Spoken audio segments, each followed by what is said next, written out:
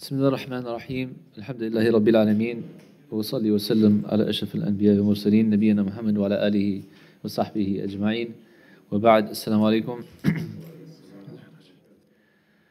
So we're still in the chapter of sabr, patience, and we've reached hadith number 44 عن أنس رضي الله عنه قال كان ابن لأبي طلحة رضي الله عنه اشتكى فخرج أبو طلحة فقبض صبي فلما رجع أبو طلحة قال ما فعل ابني؟ قالت أم سليم وهي أم الصبي هو أسكن ما كان. So this hadith on the authority of Anas ibn Malik radiallahu anhu, may Allah be pleased with him, he said that there was a son or a child for Abu Talha and he was sick. So Abu Talha had gone out either for work or battle or whatever, and the child was taken by Allah subhanahu wa ta'ala. He passed away. And when he got home, he asked, he loved his son very much. So he asked Sulaim, how is my son doing? And she said, Huwa askan ma kan, that he is in the most peaceful state he's ever been. And this is implying that he got better from his sickness, that he's good, he's okay now. So Abu Talha was happy. فقربت إليه العشاء فتعشى. So she put forth Abu Talha's dinner and he ate from his dinner. ثم أصاب منها, and they had relations. فلما فرغ قالت وأوروا صبي. And when they finished actually having relations and she saw that his husband was satisfied and everything, she said, go and bury your child, go and bury our child. فلما أصبح أبو طلحة أتى رسول الله صلى الله عليه وسلم فأخبره فقال عرستم الليلة؟ قال نعم. قال اللهم بارك لهما. فولدت غلاما فقال لي أبو طلحة احمله حتى تأتي به النبي صلى الله عليه وسلم وبعث معه بتمرات فقال أمعه شيء؟ قال نعم تمرات.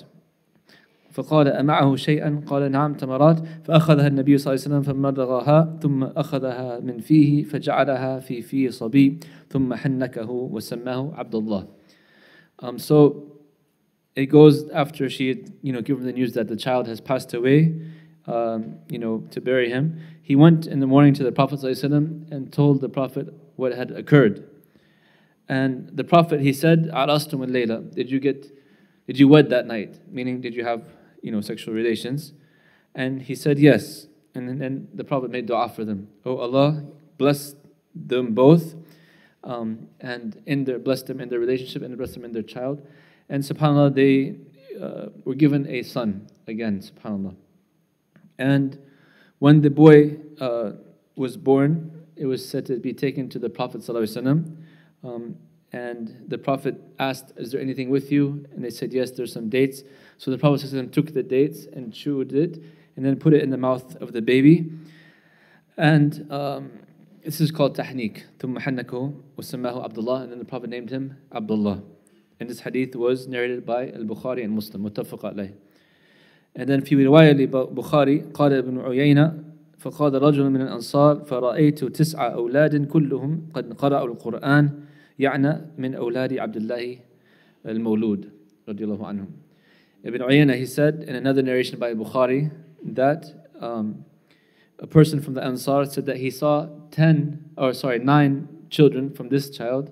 All of them memorized the Quran and recited the Quran. Basically, they were like scholars, and they were all from the children of Abdullah. So this is from the dua of the Prophet ﷺ. In another narration, and this is from a hadith of Muslim, في رواية لمسلم مات ابن لأبي طلحة من أم سليم فقالت لأهله لا تحدثوا أبا طلحة بابنه حتى أكون أنا أحدثه. In this narration, it said the child of Abu Talha had passed, and a child from Sulaim, the mother, had passed away, and she said to her family, and close relatives, etc., don't tell Abu Talha until I tell him first, right? فجاء فقربت إليه العشاء فأكل وشرب. So Abu Talha came and she gave him, his dinner, his supper. He ate and he drank. ثم تصنعت له أحسن ما كانت تصنع قبل ذلك. And then she beautified herself as she has done previously in the best manner possible, like make herself very beautiful for him. فوقع بها, and so he had relations with her. فلما أن أرأت أنه قد شبع وأصاب منها قالت يا أبا طلحة. So when she saw that he had eaten well, he was satisfied, they had, intimate relationships, and he was, at peace and calm, she said, "O Abu Talha, أرأيت لو كان قوما أعاروا عاريتهم أهل بيت فطلبوا عاريتهم ألهم أن يمنعوهم." She said, "Oh Abu Talha, do you see that if a people gave a loan some belongings to another, let them borrow something, and they asked them, to return what they had let them borrow, do you see that the other people should prevent them from that? Are they allowed to?" قال لا. فقالت فاحتسب ابنك. قال فغضب. So she said, basically, consider your son like this. Allah subhanahu wa ta'ala gave us this child as a loan, and Allah took him back. So he was very angry. فغضب. ثم قال تركتني أتى إذا طلقت ثم أخبرتني بابني. He said, you let me do like all of this, basically, having sexual relations, etc. And then you tell me about my son like that. He was a little upset. فانطلق حتى أتى رسول صلى الله عليه وسلم حتى أتى رسول الله صلى الله عليه وسلم فأخبره بما كان. So he went and told the Prophet what happened. فقال رسول الله صلى الله عليه وسلم بارك الله في ليلتكما. May Allah bless your night together. قال فحملت. And then the mother Sulaim became pregnant. Subhanallah. قال وكان رسول الله صلى الله عليه وسلم في سفر وهي معه. And the Prophet صلى الله عليه وسلم was traveling and she was with him. She used to go with the Prophet صلى الله عليه وسلم in some of the expeditions, even for jihad. وكان رسول الله صلى الله عليه وسلم إذا أتى المدينة من سفر ليتركه طرق فدنوا من المدينة. And when the Prophet used to return to Medina, if it was like nighttime, he would not enter into Medina. He would give the family time to get prepared and get ready for him, etc. So he would spend the night outside the outskirts of Medina. فضربها المخاض. And so, subhanAllah, labor pains came to her. فاحتبس عليها أبو طلحة. So Abu Talha was going to hold her back, so they would not go back into Medina with the Prophet ﷺ because she was in the middle of labor. وانطلق رسول الله صلى الله عليه وسلم. قال يقول أبو طلحة إنك لتعلم يا رب إنه يعجبني أن أخرج مع رسول الله صلى الله عليه وسلم إذا خرج وأدخل معه إذا دخل. And because he was staying back with his wife to protect her in case she went forth with the labor, he made dua to Allah. He called upon Allah saying, "Oh Allah, you know that oh my Lord, you know that I love to go out with the Prophet when he goes out, and I love to return with the Prophet when he returns in, but I'm being prevented, because I have to take care of my wife." And then Sulaim, تقول Sulaim, يا أبا طلحة ما أجد الذي كنت أجد. She said, "Oh, Abu Talha, like what I had experienced before, I don't feel it anymore," meaning that her labor pains have gone away for now. So you can go with the Prophet ﷺ, basically. فانطلقنا وضربها المخاض حين قدم. And then they went forth with the Prophet ﷺ to go into the Medina, and then, subhanallah, the labor took place and she actually had the child. فولدت غلاما, and she bore a son. فقالت لي أمي يا أنس لا يرضعه أحد حتى تغدو به على رسول الله صلى الله عليه وسلم. He said nobody should breastfeed the child until you take him to the Prophet صلى الله عليه وسلم, and let the Prophet do the thing with the dates of tahniq. فلما أصبح احتملته فانطلقت به إلى رسول الله صلى الله عليه وسلم وذكر تمام الحديث. And so when they reached the morning, she had the baby taken to the Prophet ﷺ, and the rest of the hadith is the same. So this is an amazing hadith, subhanAllah, narrated by Anas. If you're paying attention, what is the relation of Anas to this hadith? Who was Anas's mother? If anybody remembers, huh? Sulaim. Yes, Sulaim, mashallah. So, what is his relation to this hadith?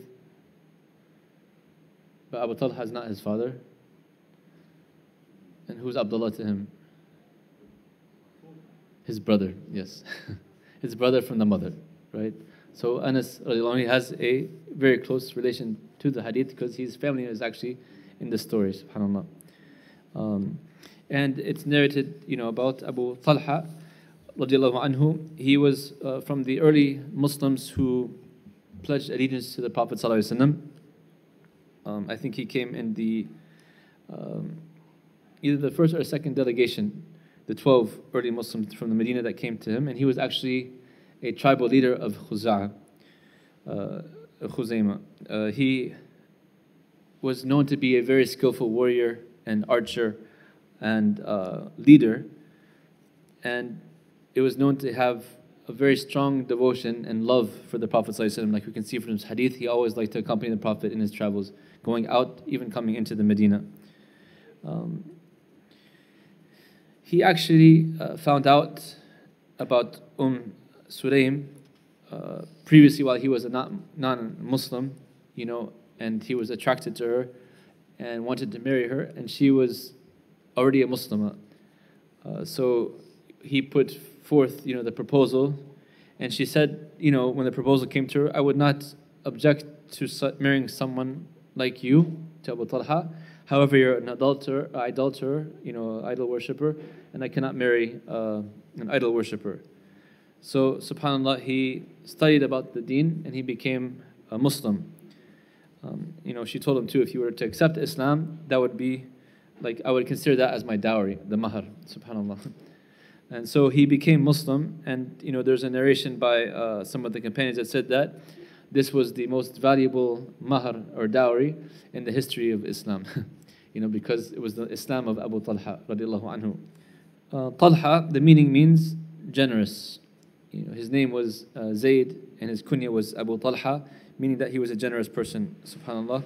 And also, he was known to be very sincere after becoming a Muslim, to strive and spread Islam. The famous story, a couple of famous stories from him, but one in particular was during the Battle of Uhud, when the companions had dispersed because they thought the Prophet ﷺ had passed away, and only a few were left defending the Prophet because the Prophet ﷺ was still alive. One of those was Abu Talha, and the Prophet ﷺ made dua saying, may my father and mother be sacrificed for you, to Abu Talha, because of him throwing the arrows, being an archer and shooting to defend the Prophet ﷺ. This is a beautiful dua. Also, it was saying, Abu Talha was heard to have said from the companions that, O Prophet, stay behind me, I am your shield, and nobody will get to you until they come through me. Right? He was literally the shield of the Prophet ﷺ, defending him in the battle. Another famous story is that he heard the ayah, لن تنال البر حتى تنفقوا مما تحبون, that you will never achieve true righteousness until you spend from that which you love. And he had, subhanAllah, one of the most beautiful gardens in the Medina, and he loved it dearly. When he heard the ayah, he went to the Prophet ﷺ and he said that, my garden of Birha is for Allah and His Messenger ﷺ. He donated it, which was probably a very valuable piece of land. He gave the whole thing for the sake of Allah subhanahu wa ta'ala, just because he heard this ayah. And this shows the character of Abu Talha. May Allah be pleased with him. And shows, who the father of this child is, right?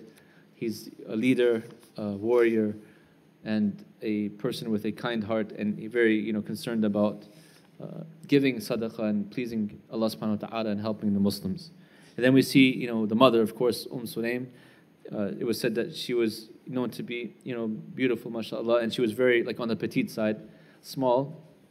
But look how she raised her kids as well, giving Anas bin Malik to the Prophet ﷺ to be his servant, because anything she could do for Islam, she wanted to do such.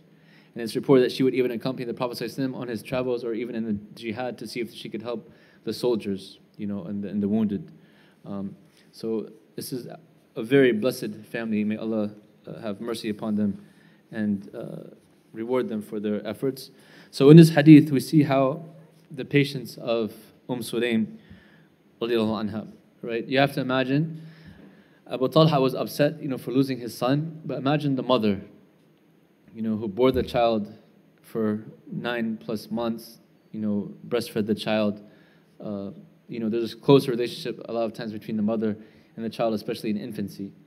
Yet, subhanAllah, as to not disturb her husband, when the child passed away, she chose to conceal this so as not to make her husband upset at the night time. SubhanAllah. In this lesson, we can see how the spouse should be a comfort for one another, right? You can imagine nowadays, like, if this similar situation, even not this situation, say something bad happened to the wife, before he came home from work, she would be calling to find out or to tell him the bad news, or she's upset or this and that, right?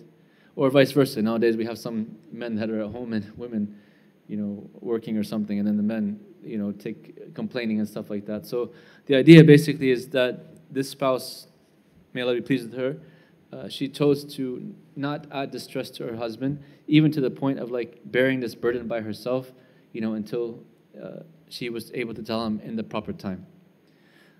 So another lesson is that, sometimes you don't tell certain news or certain information at the wrong time. Sometimes it's better to wait before giving somebody advice, or giving somebody some bad news, or giving somebody even good news. Sometimes, it's especially with bad news, you can say, you should choose the appropriate times to deliver the news, right? And you want to make it easy for the person to accept the news, especially if it's something hard upon the person. If you can lighten that burden, do so, Even though, see, this is the obviously the chapter of sabr and patience is showing us one of the extremes of patience, how she chose to bear the suffering on her own and not even show it, just to make it easier for her husband, subhanAllah. Also from this, we know the permissibility of what's called tawriya, which is like to basically say something that gives an implication or a certain meaning, but you don't mean that, right? Almost like they call it like a white lie, but it's not. It's actually true, because when she said huwa askana ma kana, that he's in the most peaceful state he ever was, and death is the most peaceful state. He's not moving anymore. Second, that means to be still, right? So he's so still, he's so peaceful. It's true, but the implication to the husband was that he's better and he's okay, right? So the scholars say it shows the permissibility sometimes to use tawri'ah, especially if there is a maslaha to protect the rights of others, or to make it easy for others, or to not, put somebody in danger. They say the example, if there was an unjust ruler or something like that, or boss or whatever, and or a gang member or whatever, and he's coming to find somebody, right, to take his money, and he comes to you and asks, you don't say, oh, I have to be honest, oh, he's right there, you can get, he's hiding right behind me or something like that. No, because I can get that person killed, or get him robbed, or whatever, right? So you can use tawri'ah, you can say something truthful, but make it in a way that he'll understand from you that the person is not there, right? Like, I haven't seen him, and you can be in your heart, like, I haven't seen him for the last 2 minutes or something like that, right? But even though you saw him 5 minutes ago. Something, you can use tawri'ah when it's necessary, basically. The scholar says it shouldn't be done without necessity, you shouldn't make it a habit, but if there's a need for it, it's permissible.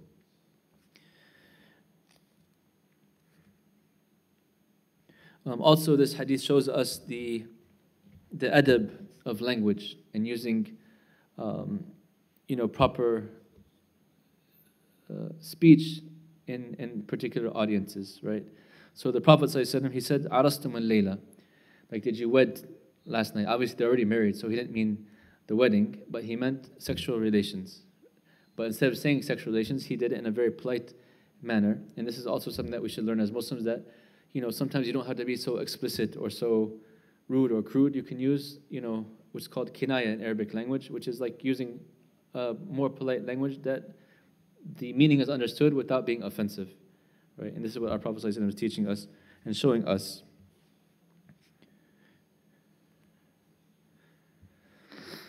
Other scholars, they also say about the importance of, if the wife is taking care of the household, how, especially if the husband is working and striving to take care of their family, the importance of her upkeeping the house and making things as easy as possible for her. In terms of the sense, we see that she beautified herself for the husband. She prepared for him a meal. She made him as comfortable as possible. And the woman gets extremely rewarded for this. It's one of the blessings. If she's not, she doesn't have to work, inshallah, and her husband is taking care of her and fulfilling his duties towards her, and she's able to do such, she gets the reward from Allah subhanahu wa ta'ala, And sometimes, sisters, they forget this aspect, And yes, I believe some brothers sometimes abuse their rights, but also we want to be fair on both ends. So the brothers should be fulfilling their duties towards their wives. Also, they should be helping out sometimes in helping them. But the wife should try her best also to make her husband happy as well, and beautify herself. Sometimes you see sisters beautify themselves when they're going out with other sisters or meeting with other sisters, getting all dressed, looking good, etc. But when they're with their husbands, they don't take care of themselves, right? This is not the way Islamically. It should be the other way around. You shouldn't care too much about how other people see you, but you should care more about how your husband views you, right? And some, there are certain ulama that say that these acts of helping to take, especially like I said, if she's not working, if the husband is working and providing the housing and the food and the clothing and medical needs, etc., then they say that she should, from her duties, is taking care of the household, maybe the upkeep and the cleaning and the cooking and the stuff like that, right? Other scholars say it's not wajib upon her, but it's ihsan from her, and it's a sunnah, and it's like a what do you call it, like a fadila basically. But many say that it's it falls under the duties, understood duties. Wallahu a'lam. Then also we see the importance of tahniq, which is when a newborn comes. Some say it's specifically for the Prophet ﷺ because there's barakah in his saliva, there's barakah in his sweat. Some of the companions would actually try to collect and mix it with their scent, subhanAllah, and it would make their scent last so much longer and be so much more beautiful and stronger. Right? This is from the miracles of the Prophet ﷺ.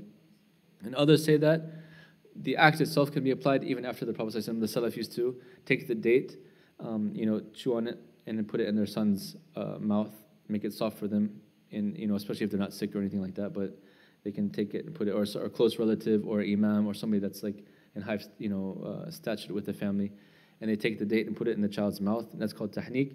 And subhanAllah, even scientifically, they said there's some benefits to that for the Prophet for the babies, because they're getting certain beneficial carbohydrates to give them like the appetite and also to awaken them and to enliven them. So subhanAllah, there's a hikmah in it. Wallahu a'lam, and I think it can also be applied even after the Prophet ﷺ. And then the importance of naming your child with good names. The Prophet ﷺ, he said that some of the best names that you can name your child is from Abdullah or Abdurrahman. Right? So here the Prophet ﷺ chose the name of Abdullah. This is one of the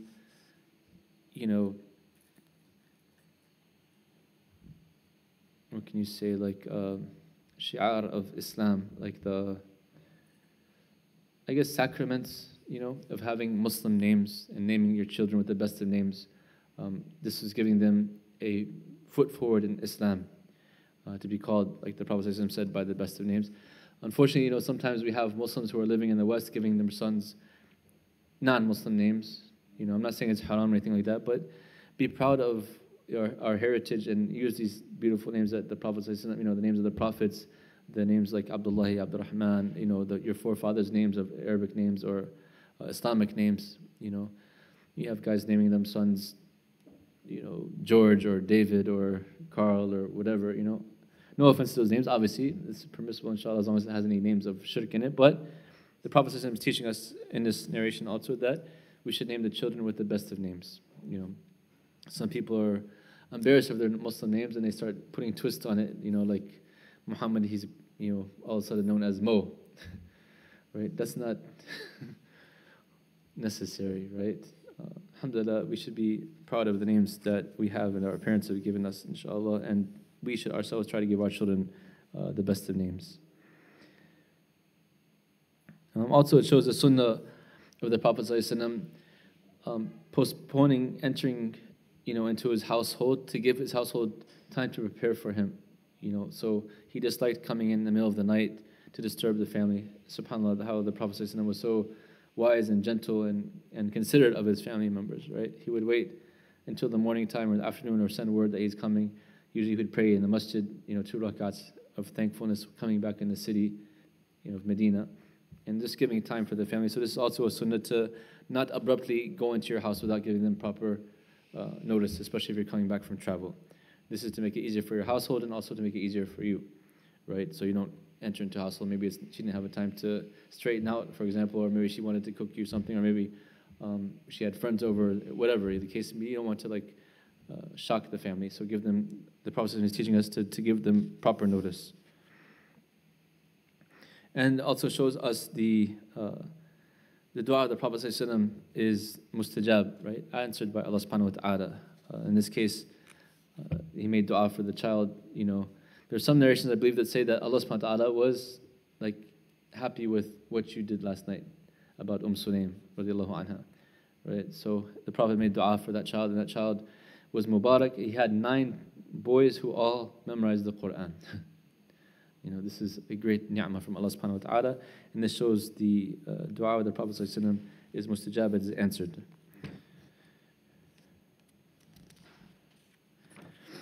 And of course, the main point from this hadith we derive is that patience in a time of hardship.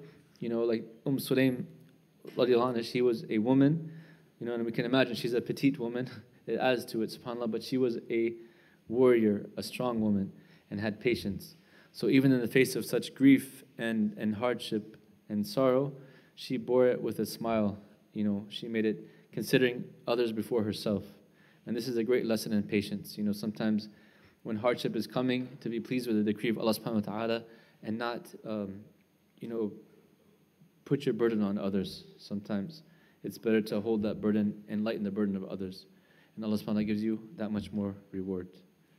I'm not saying that it's not permissible. Of course you can, you know, share and get relief, obviously ask for help. This is all fine. But from higher levels of sabr and iman is having rida, or being pleased with Allah subhanahu wa ta'ala's decree.